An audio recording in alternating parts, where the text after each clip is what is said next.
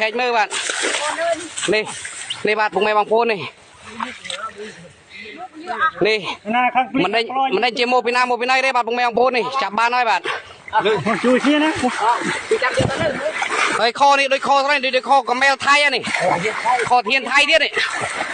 ចាប់បានហើយពុកម៉ែបងប្អូននេះខតាំងទូរស័ព្ទឯបាទពុកម៉ែបងប្អូននេះ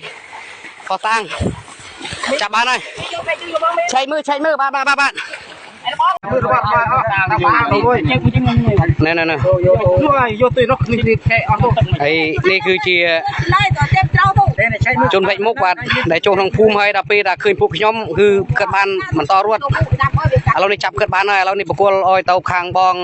ប៉ូលីសគិតបានមកយកហើយតែដល់ណាមិនគេបើនេះគឺយើងបានរត់ទៅអីយើងលុបយើងក៏ដេញមកទៀតមកហើយមានអាវមានអីអត់បងម៉ាញ់អាវមានចុកតាណាអាវចុកតាណានៅកន្លែងនេះណាបាទហើយបញ្ជាក់ខ្ញុំផងបាទចាំខ្ញុំត្រួយឥឡូវទូរស័ព្ទមិញខ្ញុំបានបកគលអោយទៅបងសមត្ថកិច្ចហើយអត់អីទេអត់បញ្ហាទេបងអារឿងនោះទេហើយពីពុកមិនខ្ញុំគិតចូលទៅចូលបងចូលចាក់បានមួយទៀតហើយបងវាចូលរត់ទៅដល់រត់មិនមានបងជិះមើល